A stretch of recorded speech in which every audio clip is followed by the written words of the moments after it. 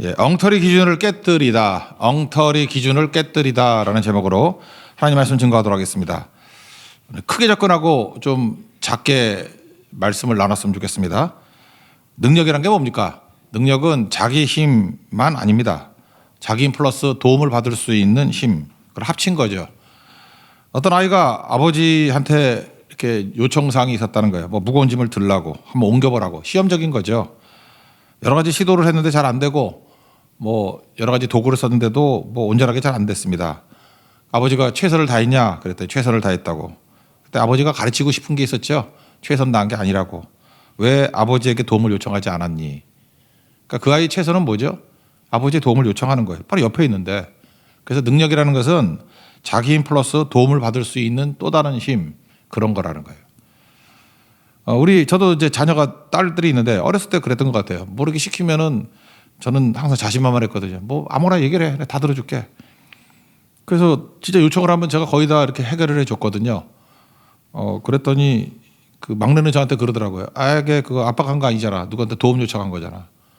그 바보 같은 애네. 도움 요청하는 게 그게 능력이지. 안 그래요? 제가 뭐 다 할 거 뭐 있어요. 그 전문가가 어디 있는지를 알아가지고 그 사람 도움 요청해서 일을 할 수 있으면 하는 거지. 그러더니만 고등학교쯤 되니까 나중엔 그러더라고요. 아빠 인맥 쩐다 그러더라고요. 그러니까 뭐예요? 인맥이라는 게 내 힘이라고요. 내 힘. 왜냐하면 그냥 아는 정도가 아니라 나도 도와줬겠죠. 서로 도와주고 도움받고 또 연락하는 거. 그 네트워크라는 게 그게 힘이라는 것입니다. 크리스찬의 힘이 뭡니까? 자기 자신의 힘도 중요하지만 우리는 많은 순간에 자기 능력 개발 뭐 이런 것만 생각한다고요.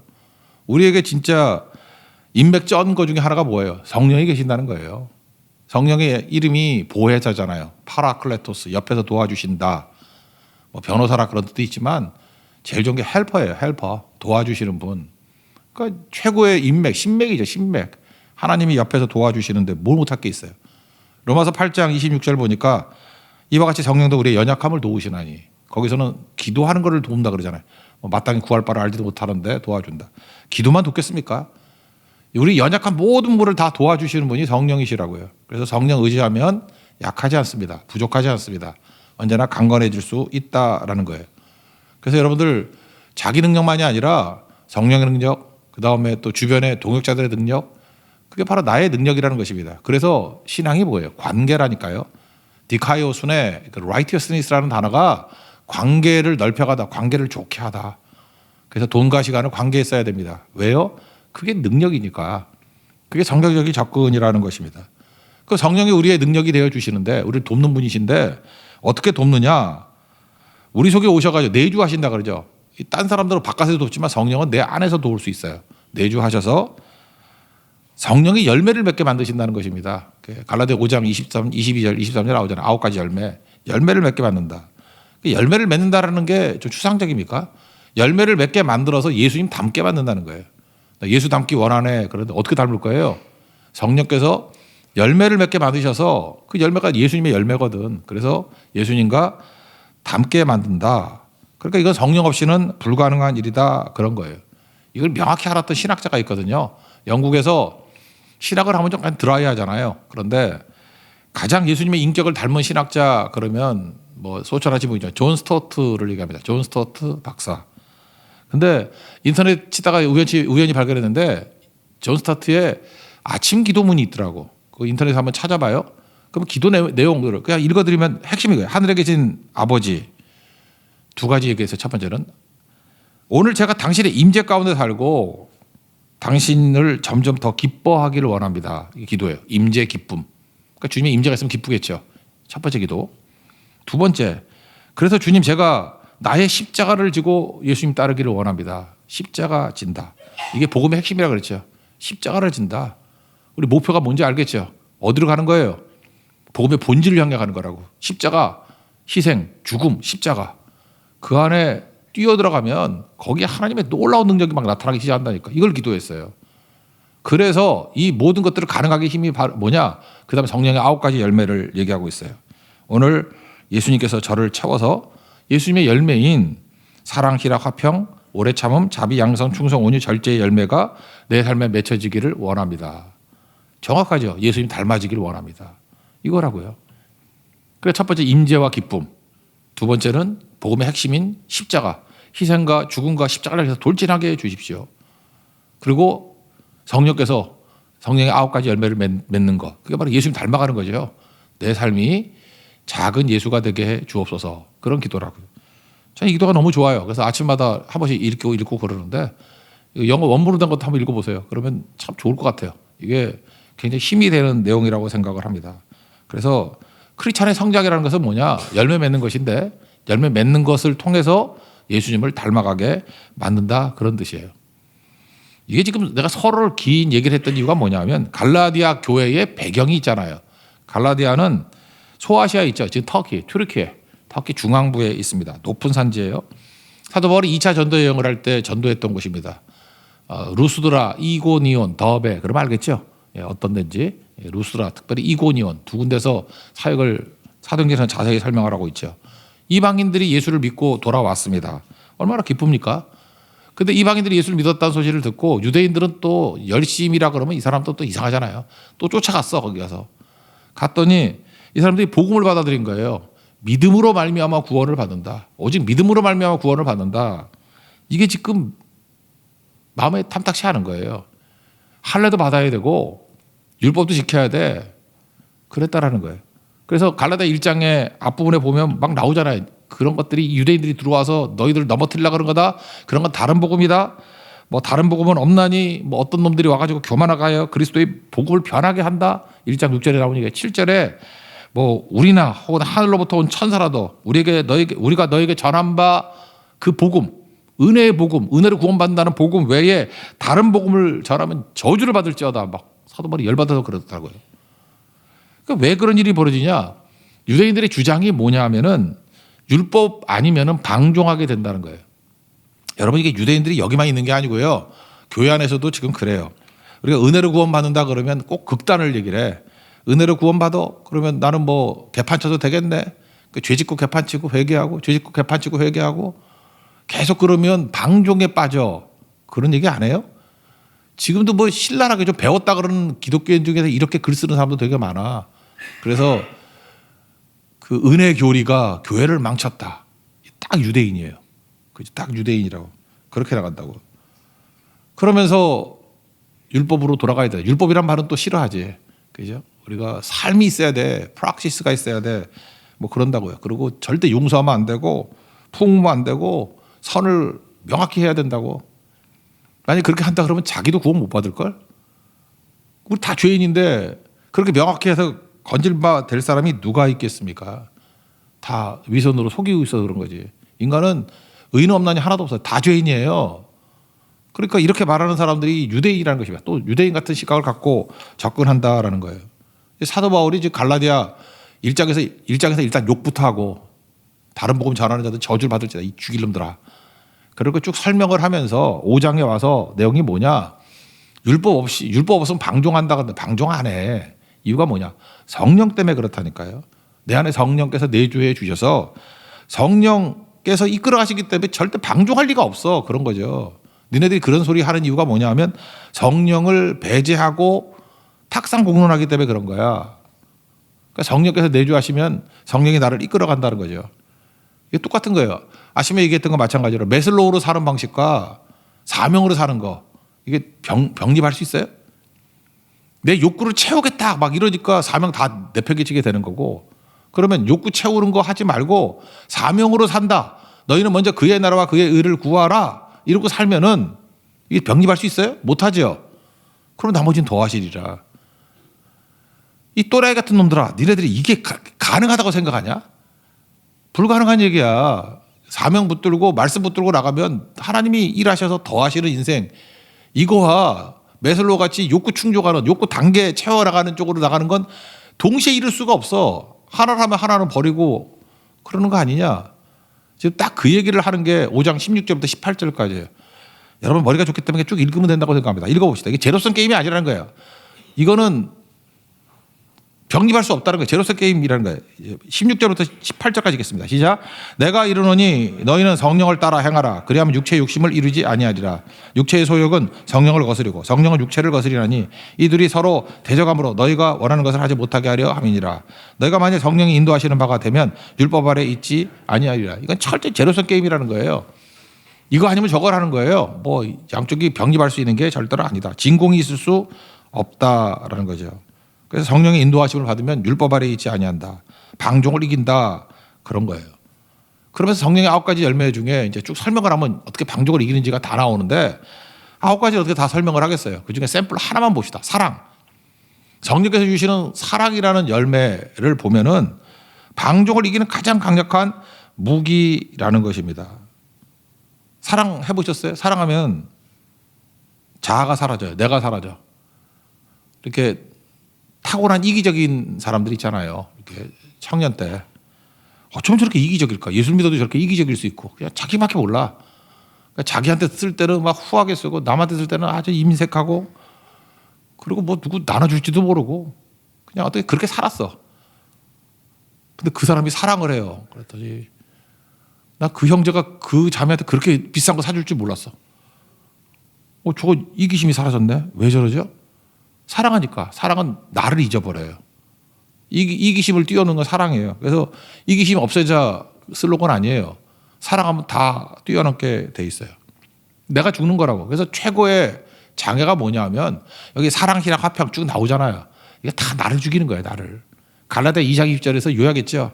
내가 그리스도와 함께 십자가에 못 박혔나니 그러기 전에 내가 산 것이 아니요 내 안에 그리스도께서 사신 것이라. NIBC Not I but Christ lives in me. 내 안에 내가 아니라 내 안에 그리스도께서 살아계신 것이라고. 이거 어떻게 해서 이루어지죠? 이를 악물고 기도하면 아니에요. 사랑하면 이렇게 돼요. 사랑하면 내가 사라지고 내 안에 그리스도가 사시는 거라고.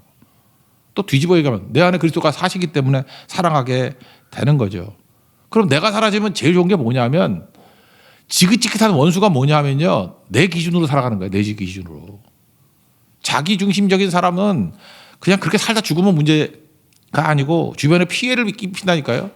뭐든지 잣다가 자기 기준이야. 그러니까 이 엉터리 기준이잖아요. 사랑하면 엉터리 기준이 깨져요. 꼴통들이 깨진다고 자기 그냥 그 지독한 기준들 있잖아요. 죽어서도 못 고칠 것 같은 기준. 그리스도의 사랑이 임하게 되면 그 기준이 깨져버린다는 것입니다.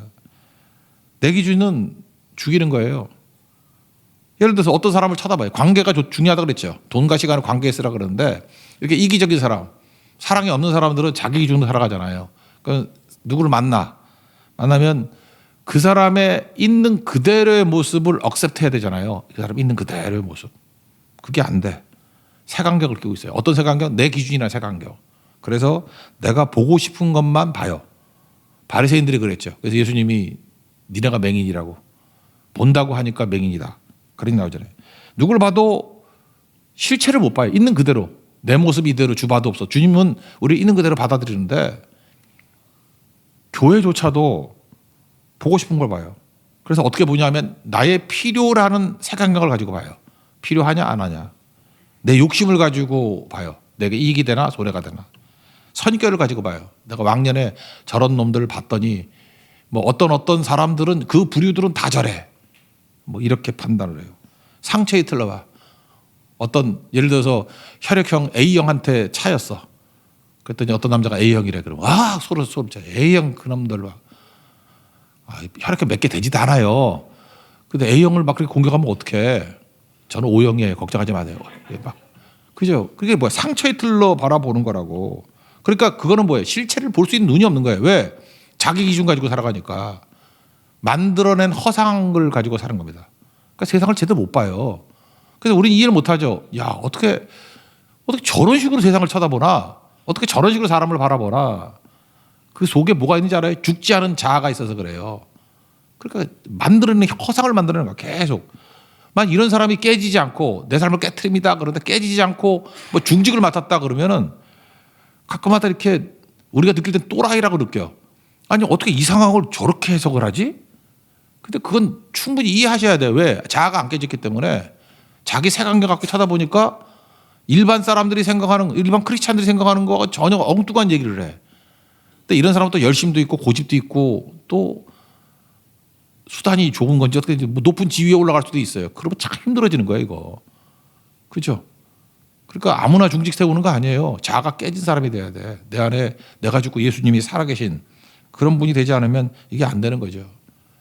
요즘에 선거철이잖아요. 선거철 되면은 정치인들은 사람을 다 표로 봐요. 다 표로 봐. 그러니까 저한테도 뭐 오늘도 건너오는데 전 공도계에 있으니까 뭐 나눠주고 오늘도 많대. 나눠주고 하는데 잠깐만요. 근데 꼭 제 귀에는 여기 한 표 일로 그런 것 같아요. 다 표로 보는 거야, 표로. 여기 이제 10표 지나간다, 20표 지나간다. 장사하는 사람은 돈으로 봐요. 인격을 안 보고 저거 돈이다. 저거 하나가 얼마냐. 그러니까 뭐죠? 진짜를 못 보는 거죠. 제가 볼 때 가장 복음적인 영화 중에 하나가 옛날에 나온 거지만 아바타 있잖아요. 아바타. 제가 볼 때 아바타가 자아가 다 죽고 난 다음에 순수한 사랑 안에서의 눈을 가지고 쳐다보는 게 아바타에서 인사, 나비족의 인사, I see you. 참 이게 복음적이에요. 내가 볼 때 이거 작가가 복음의 베이직이 있어요. 이게 분명히. I see you. 본다. 제가 한번 찾아보니까 거기 아바타에 나와 있는 여러 해석들이 있죠. I see you. 보다 많은 의미가 있대요. I see you가 뭐냐 그랬더니 어떤 장면에서는 I see your soul. 나는 너의 영혼을 본다. I see you가 그냥 단순히 보는 게 아니에요. 어떤 때는 그 아픈 영혼, 어떤 슬픈 영혼. 그래서 I see your soul. 난 너의 소울을 본다. 또 I see your essence. 너의 본질을 본다. 뭐 그런 거일 수 있죠. 또 어떤 장면에서는 이렇게 나와요. 그 해석을 보면은 I receive you. 난 너를 받아들인다. 영접한다. 믿는 게 영접하는 거 아니에요. 난 너의 존재 자체를 영접한다. 또 어떤 때는 I salute you. 뭐 경배한다. 너에게 경의를 표한다. 참 그 못생긴 애들이 I see you 할 때 I salute you예요. 막 경의를 표하는 것 같아. 상대를 존중해줘요. 높여주고. 그렇다고요. 그리고 어떤 때는 I see you가 I love you도 돼요. 내가 너를 진심으로 사랑한다. 또 어떤 때는요. I honor you. 내가 너를 존경한다. I recognize you. 내가 너를 인정한다. 그죠? 인정한다. 또 하나 뭐 영접이니까 I receive you. 내가 너를 영접한다. 그리고 내가 너와 이렇게 교류하기를 원한다. 교제하기를 원한다. I connect with you. 내가 너와 연결되기를 원한다. 그렇게 참 이게 무궁무진한 거 아니에요. 그 나비족이 말하는 I see you. 그게 자아가 무너진 진짜 하나님 앞에서 영혼이라는 것입니다. 근데 우리가 왜 자아가 안 죽어서 이 꼴이 돼버렸죠? 집단에는 똑똑하고 이기적이라고 이기적인 게 똑똑하다고 생각하잖아. 이기적인 사람들 보세요. 다 나름대로 자기 똑똑한 줄 알아. 이게 왜 그러냐면 선악과거든요. 선악과가 뭐예요? 나를 기준으로 선이다 악이다 그렇게 바라보는 거 아니에요? 선악과. 이게 에덴 동산에서만 선악과 있었던 게 아니라 시대마다 고대 로마, 뭐 중세, 근대, 뭐 현대, 지금의 그 기술 과학 시대 이게 변형된 것들이 계속 선악과예요. 선악과. 선악과만 예를 들어볼까요? 근대 철학의 아버지 그러면 데카르트죠. 데카르트 이 친구가 뭐라 그랬어요? 나는 그래서 프랑스 사람을 안 좋아해. 하여튼 인류의 프랑스 사람 욕하겠다. 하여튼 나쁜 영향을 미친 것들이 그 프랑스 녀석들이 많이 만든 게 많아. 그러니까 프랑스는 기본적인 게 약간은 좀 하나님을 반하는 태도가 좀 있는 것 같아. 독일은 오락가락하고. 그래도 또라이 같지만 멍청해 보이도 영국 사람들은 그래도 순진해. 그래도 하나님 경배하려고 그러는 것들이 있고 그래. 전반적인 얘기예요. 독일은 오락가락하고 프랑스는 전반적으로 인본주의야 배경이. 데카르트도 그렇잖아요. 다 의심한데 다 의심하는데 의심하지 못할 게 딱 하나가 있대. 그게 하나님이었으면 얼마나 좋겠냐고 생각하는 나래. 지금 이렇게 생각하고 있는 나, 의심하고 있는 나래. 그러니까 데카르트의 모든 기준이 뭐겠어요? 나지 나. 그렇지 않아요? 그러니까 뭐 고대 그리스 철학하고 똑같잖아. 인본주의 철학으로 돌아가는 거 아니야? 나. 인간 내가 최고야 내가. 그래서 모든 판단의 중심이 나라고요. 창세기 3장 5절 선악과가 그거잖아요. 선악을 알 줄 하나님이 아심이라. 그거 먹으면 선악 판단 내가 한다는 거예요. 하나님이 아니라 내가 판단한다. 그러니까 나를 중심으로 보는 거죠. 이 현대 철학적인 사조가 우리나라에도 이게 밀려왔어요. 지금 우리나라의 식자치기라고 하는 녀석들을 보면은 다 자기가 중심이야. 자기가 중심이 이 데카르트의 사고방식은 뭐냐면 그러니까 쉽게 말하면 X축, Y축이 있죠. 거기 중심에 내가 있어. 그리고 그 다음에 뭐예요? 다 좌표를 찍어요. 나보다 오른쪽에 있냐, 왼쪽에 있냐. 내가 기준이야. 나보다 오른쪽이면 오른쪽이고, 왼쪽이면 왼쪽. 또 좌표를 찍고, 나보다 위면 위고, 아래면 아래고. 그러니까 여러분들 이런 인본주의에 빠져 있는 사람들 보면 맨날 하는 짓이 좌표 찍는 거야. 너 어디 속겠어? 너 뭐야? 기준이 뭐야? 나. 좌표 찍기, 공격하기, 죽이기. 이 뿌리 내려가면 다 이게 마귀로부터 나온 거예요. 이게 선악과라고. 지금 들어보니까 먼 얘기 같지 않죠? 우리 얘기라니까. 우리가 사는 게 그런 거라고. 다 좌표 찍고 있어요. 내가 기준일 수 없는데 하나님이 기준인데. 우리 크리스천은 뭐예요? 하나님이 기준 아니에요? 내가 뭘 옳아요? 뭐 링컨이 그런 얘기 했잖아요. 남북전쟁할 때 참모가 그랬다며 뭐 하나님 우리 편이 되실까요? 그건 뭐 자기를 기준으로 좌표 찍는 거 아니야. 링컨이 그랬잖아요. 쓸데없는 소리 하지 말아라. 우리가 하나님 편인지를 먼저 생각해라.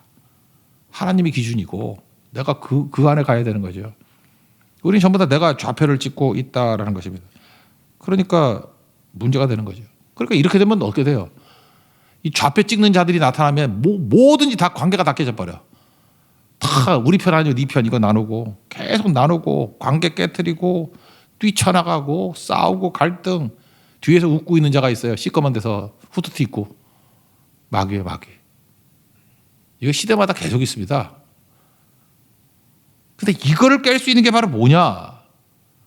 내주하신 성령께서 사랑을 주실 때 내 자아가 깨져버리잖아요. 그러니까 좌표가 없어지는 거예요. 기준이 없어져 버리는 거예요.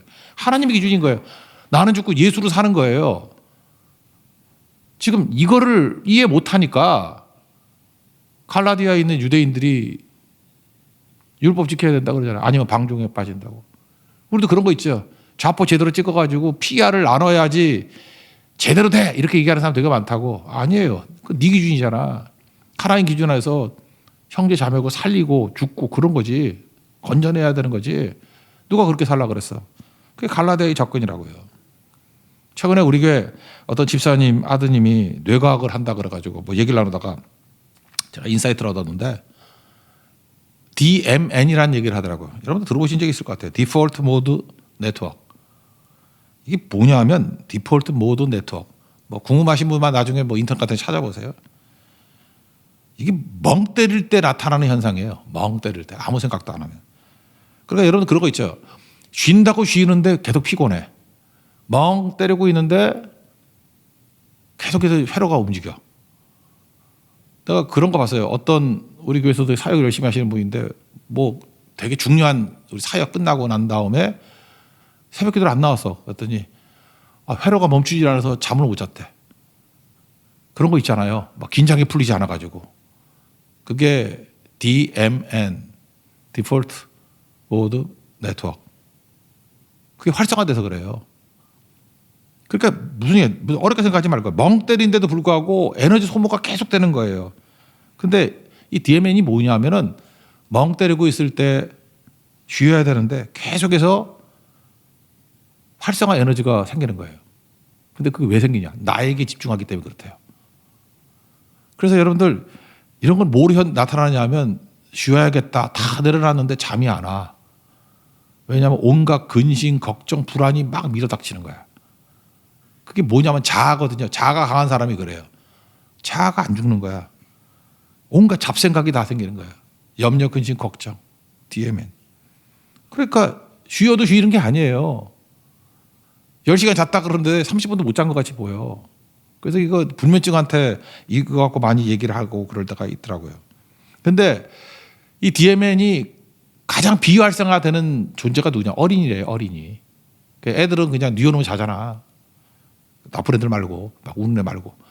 애들이 잘 자잖아요, 그래도. 애들 중에 불면증이 있다는 애 봤어요. 자아가 형성이 안 됐기 때문에 그렇대요. 아직 자아가 완성되지 않았기 때문에. 나를 생각하는 게 별로 없대요. 그래서 아이들은 별 기준이 없잖아요. 아이들 기준은 뭐 맛있는 거 주면 좋아하고 싫어하고 그거밖에 더 있어. 그러니까 다른 사람과의 경계가 약하대요. 그러니까 애들은 잘 자는 거야. 그래서 천국에 누가 가요? 어린아이 같은 사람이 간대요, 천국에. 그걸 이거 뇌과학으로 굳이 말한다 그러면은 DMN, 그 디폴트 모드 네트워크가 비활성화된 사람이 간다 그렇게 얘기할 수 있겠죠. 이게 다 사라진 사람.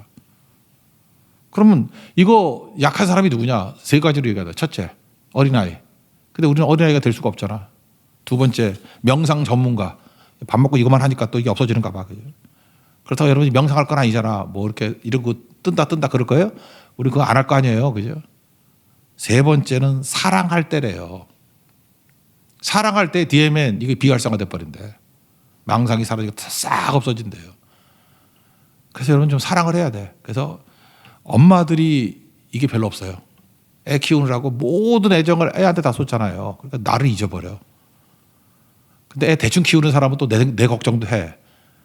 그래서 우울증에 안 걸리는 사람 특징이 있죠. 애 넷을 낳으면 절대 안 걸린대. 내가 성경이 집사 아무리 욕을 해도 우울증에 안 빠져. 애가 넷이거든. 근데 뭐 혼자 살거나 뭐 애 하나거나 뭐 애가 똘똘해가지고 혼자 잘 크거나 할 때는 얼굴이 맨날 우울한 거야. 뭐 걱정, 근심 다 있고. 그게 DMN 이게 디폴트 모드 네트워크 이게 활성화되는 거예요. 그러니까 문제가 된다 그러죠. 근데 여기 핵심이 뭐예요? 사랑할 때 이게 다 깨져버린다는 거예요. 사랑할 때 자기 기준이 무너져 버리고 그다음에 멍 때릴 때 자기를 괴롭히는 그 헛된 에너지 소모도 없고 시야도 넓어지고 제대로 되고 오늘 그 얘기를 하고 있는 거라고요. 성령께서 우리에게 뭘 줘요? 사랑을 주신다는 거예요. 그래서 사랑이 없어가지고 계속해서 자기 기준 갖고 사는 사람은 본인도 피곤할 거야. 그런 사람 보세요. 얼굴에 웃음이 없어요. 맨날 누구 만나면 분석해야 되잖아. 이 사람은 내 오른쪽에 있어, 왼쪽에 있어, 위에 있어, 아래에 있어. 맨날 그 좌표 찍는 거라고. 좌표 찍어놓고 이 공격할 놈이야, 뭐 아니면은 뭐 연대할 놈이야, 아니면 뭐 어떻게 할까, 두고 봐야 될 놈이야, 뭐 아니면 쓰레기야. 그러니까 모든 사람을 이거 뭐라 그러지? 정죄, 비판, 판단 뭐 이런 거잖아요. 성경에서 말하는 바리새인들이 맨날 하는 거 아니야. 그러니까 본인도 얼마나 피곤하겠어. 그러니까 이게 계속해서 활성화되는 거예요. 나쁜 에너지가. 그러니까 못 사는 거죠. 예수님은 이런 거 사랑하면 다 죽인다는 걸 보여주기 위해서 빌립보서 2장 5절이 나오잖아요. 너희 안에 이 마음을 부어라. 예수의 마음인데 뭐라고 되어 있죠? 하나님과 동등됨을 취할 것을 여기지 아니하시고 그 다음 뭐라고 그래요? 자기를 비워. 내가 죽는다는 거예요. 자기를 비워. 죽는다는 거 아니에요. 케노시스. 이게 되게 신학에서 중요한 거거든요. 자기를 비워. 자기를 갖다 완전히 죄로 만들어버리는 거예요. 종의 형체를 가져. 사람같이 되었고. 이거 핵심을 뭐라 그러잖아요. 신학에서 사랑이에요. 사랑할 때 자기를 비울 수 있어요. 자기를 비워. 내가 볼 때 이거 비슷하게 눈치챈 게 불교인 것 같아. 그래서 맨날 뭐 공이 어떻고 뭐 그러잖아. 흉내는 거 흉내. 자기를 비워. 자기 기질을 죽여서. 우린 누가 해요 그거? 도 닦아서 하는 게 아니에요. 내주하신 성령께서 사랑을 부어주는 거예요. 우리 사랑 아닙니다. 성령이 주시는 사랑이에요. 로마서 5장 5절. 소망이 우리를 부끄럽게 하지 아니하면 우리에게 주신 성령으로 말미암아 하나님의 사랑이 우리 마음에 부은 바 됨이니. 너무 복잡하게 설명하는 것 같은데 요약은 이거예요. 여러분 우리 힘으로 내가 펄펄 살아가지고 뛰면 아무것도 되는 일 없습니다.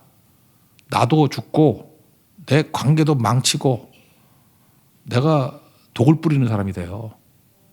그래서 여러분들 좋은 엄마, 좋은 아버지, 좋은 목사, 좋은 사역자 되려고 그러면 예수님의 사랑 안에 들어가야 돼요. 성령께서 내주해 주시고 성령께서 내게 성령의 열매를 맺게 해주세요. 사랑의 열매 맺으면 사랑의 열매를 맺는다는 것 자체가 자기를 비우는 거예요. 나를 죽이는 거예요. 디폴트 모드 네트워크 그걸 비활성하게 만드는 거예요. 딴 생각 안 해요. 오직 주님만 생각하고. 그래서 건강하게 된다는 것입니다. 일어서게 된다는 거예요. 이 설명하고 있어요. 이 설명. 그러니까 율법 안 지켜도 율법 없어도 방종 안 해. 네가 성령을 몰라서 그래. 성령께서 열매 맺게 하시는 예수님 닮게 하는 그 능력이 뭔지 몰라서 그래. 성령 따라 살아라. 그 얘기예요. 이해되시죠? 그래서 6장 거 넘어가면 뭐 내가 그리스도의 십자가와 뭐 성령 외에 뭐 자랑할 게 없다 그런 얘기 쭉 나오잖아요. 바로 그겁니다. 그래서 예수 외에 우리의 또 다른 소망은 없다라는 거 꼭 잊지 말고 오늘도 예수님의 영인 성령께서 부어주시는 능력과 또 비 내려 준비하시고 내려주시는 그 은총의 자리에서 항상 풍성히 체험받을 수 있는 우리 하나님의 거룩한 종 되기를 축원합니다. 자리에서 일어나겠습니다. 내려놓음 찬양하겠습니다.